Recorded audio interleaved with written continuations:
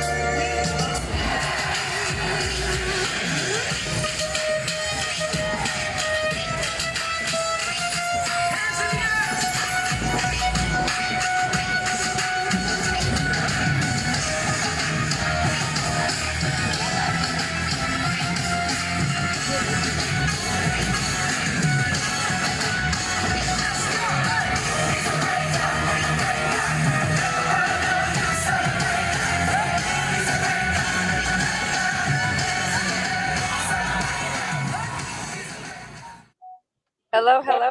Good night to the both of you. Welcome to Ice Cold TV Television Network. Hey, Jasmine, how you doing? I'm amazing. Thanks for having us. Well, we appreciate you being here. And of course, tonight we will be discussing the MLK parade and getting some information and some insight on from the both of you, since you guys are uh, very much so involved. Founder, of course, and president, Mr. Stamps, correct? And that's correct. And Mr. Bullock, you are the coordinator. Yes. So I'm pretty sure you guys are working hand in hand together on this event.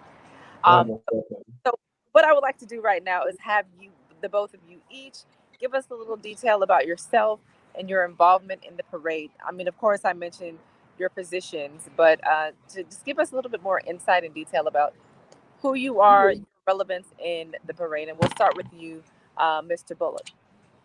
oh no, let me defer to Mr. Stamps because as a CEO, you always got to let your boss go first. You know what I'm saying? Uh, okay, well, Mr. Stamps, how about you? Okay, great. Um, I'm originally from Alabama, and in particular Mobile, and I've been active in the civil rights movement since I was 10 years old.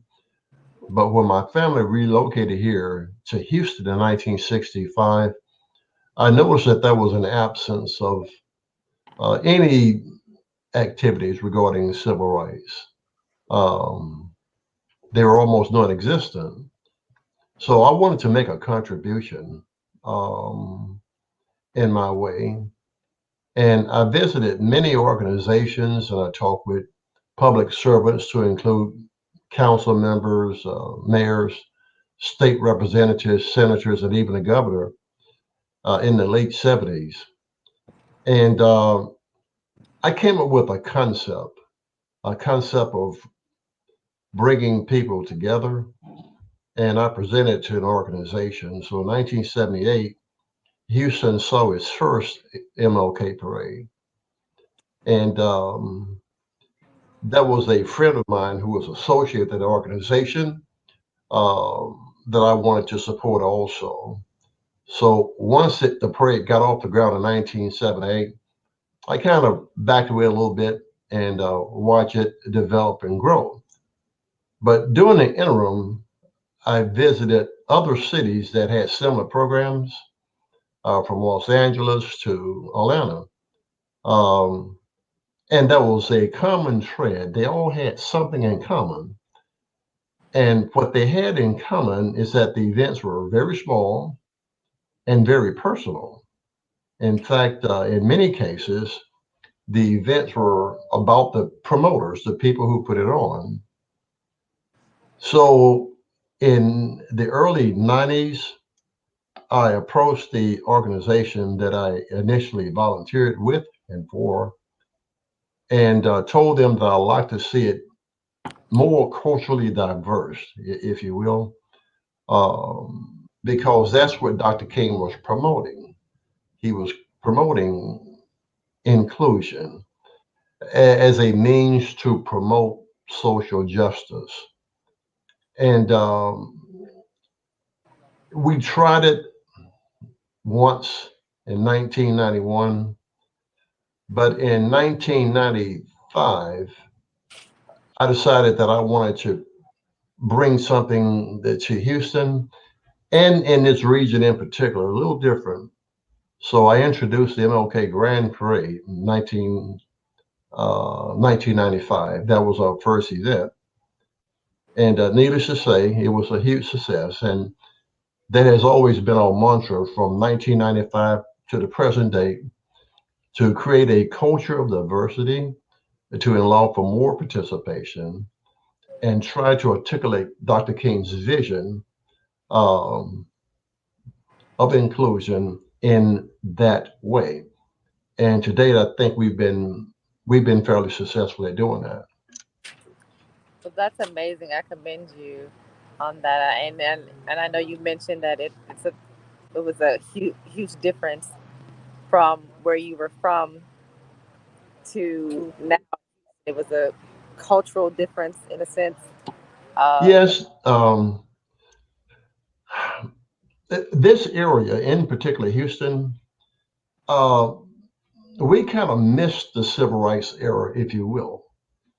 So for those who doesn't understand the teachings and the Kingerian doctrine, you would think that the celebration was about an ethnic group, um, and one person who was promoting that ethnicity, and that's not true. Um, there are more people from other cultures and ethnicities and genders that have benefited from Dr. King's efforts than Absolutely. black people. Um, so I want to make the production reflective of that, and I think we've done that. So that's amazing. I commend you and congratulate you on your efforts bringing it to Houston. I'm going to turn it to Mr. Bullock. Can you give us your involvement in the MLK parade? Thank you. Most of my background is military. I'm actually retired Air Force, 22 years, 6 months. I try not to keep up with it all the time. It was quite a long time. My involvement with the parade is actually, I want to say, as much spiritual as it is physical. My getting to meet Mr. Stamps and to get to know him and to really look at his history, his vision, and then just his good heart and spirit. We just connected. I mean, it just was a true connection there. One of the things that he talked about was actually logistical and strategic in nature, which is my background. I came in the military, I was in force management, where I can use the Gulf War as an example. My job was to bring all the military forces together in one central location, and then they would move over to in theater during the Gulf War. And so I had to move those. I actually responsible for moving those troops, back and forth. And so the parade, when I had the opportunity to utilize those skills, I just enjoyed it, just to see it come together in the pageantry of it, because it's not just a parade. It's not just a bunch of people just going down the street. It really is a pageantry, and it really has a beauty to it. And I enjoy, putting that beauty and his vision together. And so that's really my tie to the parade itself. And I think it's pretty amazing um, that, again, Mr. Stamps, that you were a part of the civil rights movement, so that it holds very dear to you, um, to have such, you know, an event of this magnitude to be celebrated, rightfully so, and bringing that to Houston. And we Houstonians definitely appreciate it. Okay, so thank you for that insight. Um, and you kind of already went into what sparked the decision to bring it here, because there was a lag. You saw a need, and there was a lag. Um, could you tell us what, how much goes into putting this event on to this magnitude, the pageantry, and getting people to be involved? Can you touch on that, please? Yes, absolutely. Um, we live in a society where everything is about sight. Um, we have to see things. The parade actually tells a story each year. And each year we come up with the appropriate theme. Right. Uh, Truth, this love, year, was I'm the sorry. truth, love, and justice was the theme. If I'm not mistaken, this previous theme, truth, love, and justice. Okay, could I you repeat that? Truth, love, and justice was the previous theme. The previous thing was the color of unity. Okay, the color of your, okay. Yeah, that was the last theme. And each year we have a progressive theme. The reason we chose the color of unity last year of the last production is because we hear a lot about unity. Hmm. So what Tony and I wanted to present is, what does unity look like? And unity looks like Asians, Africans, Europeans. That's what unity is. Remember, Dr. King was a lot of things, minister, activist. But one thing that the public never knew about Dr. King is that he was a marketing genius, is what he was. Everything that he did had a marketing concept. Case in point, he would really, he didn't like to use the term civil rights. He would use the term human rights. And I often, as a young man or as a boy, um, question that. What's the difference? Well, 100 years later, it's a big difference. Civil rights pertains to a specific group for a specific purpose. Human rights encompass the whole of humanity. Right.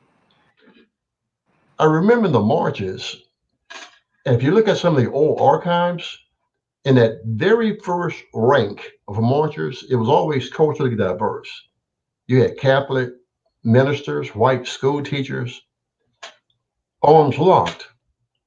The marketing genius behind that is that it would be more difficult for the firefighters to hold hose down white women and Catholic priests than it would a group of black people. And it worked. They got hosed down and dog bit too, but not as often and not as Right, much. It right, also attracted national attention. And I'm going, wow. So Tony and I kind of bring that same concept to the parade. Um, the demographic composition, if you will, of each parade, but especially this year, represent the demographics of the nation. We have Asian groups, Anglo groups, Hispanic groups, Black groups, all kind of groups. And when that's the case, it's very difficult to be critical of our efforts. right, In fact, the only criticism that we ever encounter, unfortunately, is kind of in house. There, when I say in house, it comes from pretty much one demographic. We have absolutely nothing but praise and support from every demographic, but we haven't figured out yet how to turn a corner on this thing about Dr. King only representing Black people. right, That's the farthest from the truth. right. This celebration is not a celebration of cultural or ethnic exuberance. You have St. Patrick's Day for that, Fiestas Padres, Cinco de Mayo, Juneteenth. But Right. this celebration brings all of those cultures under one umbrella. Okay. This year, our theme is social inclusion. And Mm, thanks to Tony, being a military genius that he is, that kind of caps in it all. Um, that's what Dr. King's efforts was really all about in the first place. Uh, inclusive. he, yeah, he wasn't saying give us our own land or give us 40 acres of a mule. What he was saying is level the playing field Right. Equality. Yes. and watch what happens. Okay. Right. So, Uh, Bullock, can you talk about the theme this year? Well, the whole idea of social inclusion just came out of the idea. I wanted to take a look at the two definitions, social and inclusion. And when you put those two things together, if you look at it just by definition, it really speaks to the theme of what Dr. King was trying to talk about. And Mr. Stamp said it perfectly. When you start talking about human rights, when you start talking about human rights, the color is excluded from that. When you talk about humans, we're all human and we're all here. And so let's include everybody and let's get away from, it being a theme of wrapped around what color you are or how you look or how you feel. We're all humans. And so social inclusion, at the time that we were talking and I said it and he said, that's it. I was like, wow, we get it, we get it. And so when we look at the parade, one of the things that I hope that you see, and I hope that everybody sees that has opportunity to be involved, and we hope everybody's involved, is you see what unity looks like. Right. You can define it, and everybody has a different definition of what unity is. But when you can see it, you can look at it, and you can say, man, that's unity, and not just carte blanche unity. Not just, because we're trying to fill an X, we're trying to fill a box, we're trying to fill a square. We're trying to say, okay, let's just bring everybody in and let's kumbaya for the day. No, it is the people that you see who are involved with the parade, they're there because they truly believe in the human experience and what it is to be all together, included socially. Absolutely. And you know, it's it's it's a the season for that. With everything that has happened from George Floyd to even current events now, it just kind of Yes. transcends the philosophy of Dr. King, how important it is to carry that torch and keep it going because we still Mhm. need it. We still need social inclusivity. We still need unity even today in 2021.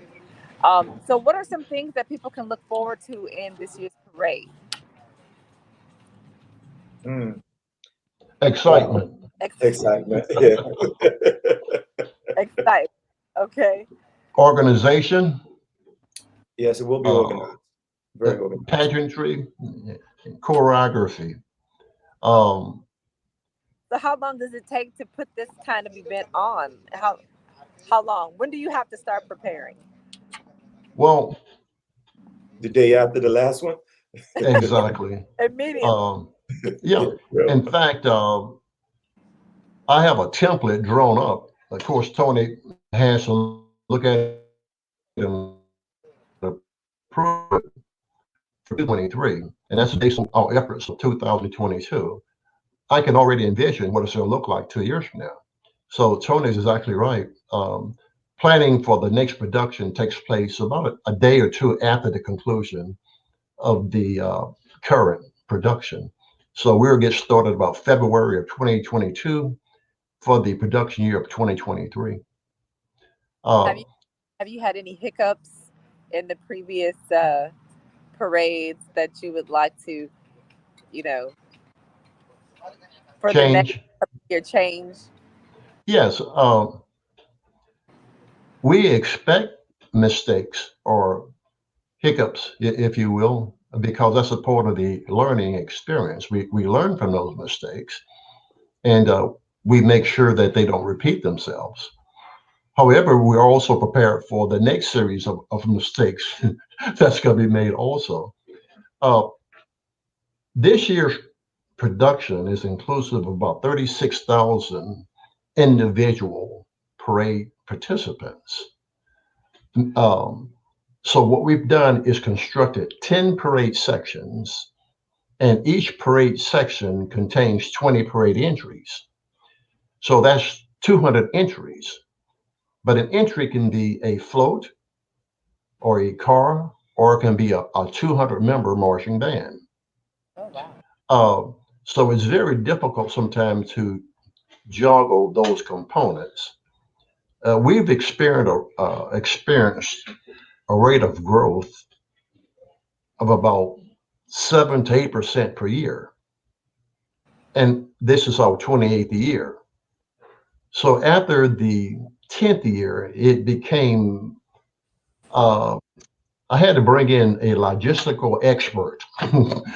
So I had a national search, literally. And Tony Bullock came out on top. He's very modest, Jasmine, but this guy's a war hero. He's the guy who actually brought in all of the troops in the first Gulf War through Kuwait. Uh, he never talks about it. I'll talk about it because I saw his resume. Very impressive. He doesn't talk about it. If this guy can handle literally hundreds of thousands of people and equipment and materials, I'm sure he can handle 30 or 40,000 people. Absolutely. He, and he's done it masterfully. Um, Now, about 70 or 80 or 90 years ago, when I was a young man, it was fun to me. I had a ball all night long, all day long on it. I wasn't very computer literate, but I would wear a pad and pencil out 24/7. But then as I started to age a little bit, it was kind of difficult. And I couldn't commit everything to memory anymore. So I picked up the phone one day. I had been knowing this guy. What Tony didn't tell you is that his organization was also a participant in the parade for years. And I always saw this guy. He's kind of self-confident. I always thought he was kind of cocky. I said, let me find out what this guy's all about. I say, hey, Sarge, you got a tick? And we started to talk, and I was absolutely floored as to this man's logistical mastery. Uh, about a year later, maybe 2 years later, we got together. Hey, Tony, I want to kind of hang it up a little bit. You know, almost 30 years is a long time. And I'm military also. And between my time in the military, which was 20 years, and 30 years here, I think it's time for a little break. And he's given me that. And I'm very grateful to him for that. But we've been able to put this thing together. We're ready to hit the streets right now, to be honest with you. What we're doing is tweaking. We know what we want it to look like. It looks that way on paper, but when you take it off paper and put it on the streets, it's a whole different animal. Right. Yeah, it looks totally different. Yeah. What? So we're still tweaking and tweaking. But Jasmine, I promise you, Houston is going to see something this year that they have never seen before, and they're never going to forget it. We finally done it. We have everything that we need in this production to tell the story of Dr. King the way it should be told. Mm, That is amazing. Teamwork makes the dream. Martin Luther King's dream work in this parade, most definitely. Absolutely. Mr. Bullock, did you wanted to add to that since you are the yeah, mastermind uh, strategist? well, what I really wanted to say is, I was thinking, really thinking about when you say hiccups, and I don't want to call them mistakes. I tell you, one of the big challenges that we have, and it's a huge challenge because it's an unknown, and the unknown comes out of volunteers, and we get obviously a ton of volunteers. The challenge is, and for me, I'm sure Mr. Stamps can attest, is sometimes really finding out what you're going to do with volunteers who show up on the spot, which is what we get. And you don't want those people to leave with the sense of they weren't utilized. But it's difficult, and that's where the challenges for me come in. Is when I have somebody who comes the day of and they say, "Hey, I want to volunteer," and you want to use them, but you don't know how to use them.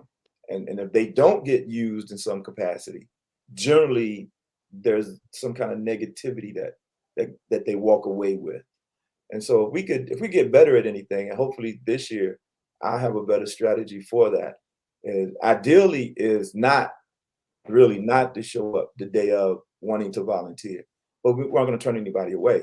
Once again, it's the human experience. But if we could get people to register early and I could connect with them and then get an idea of what their skill sets are, I could better utilize what they bring to the table versus the day of and trying to put everything together and get everything in place and then have somebody, hey, I want to help. How can I help? So, speaking on that, as we get ready to close, could you give us some information on registration, how to get involved, what are the deadlines, um, anything that people can, try to get a head start and jump on the parade festivities?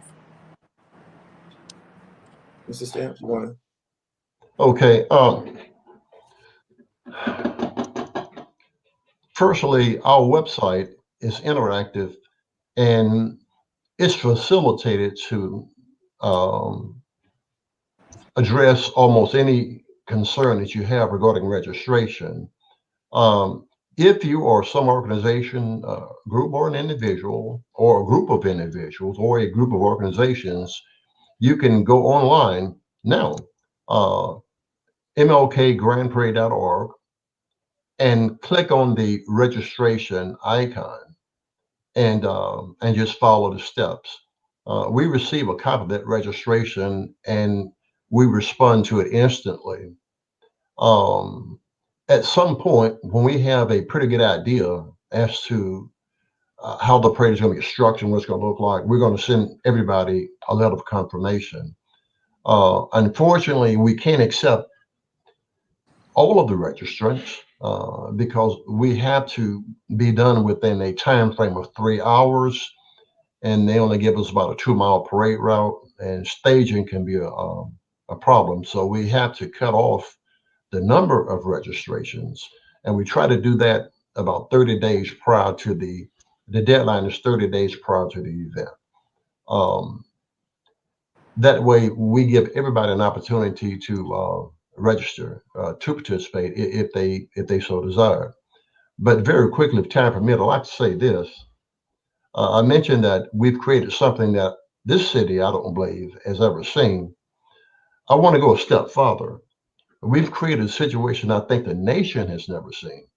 Um, we know as organizers uh, what the event looked like, and of course, the people that participate and the people that see it. But when we married television That opened the eyes to the entire nation. And we're getting the registrations, Jasmine, from places like Connecticut, Tennessee, Arkansas, Louisiana. We've always, because of our marketing scheme, and perhaps that's a story for another time, but we literally have effected a 50 state marketing strategy. And we don't want to give away any trade secrets, but it's not as difficult as it sounds.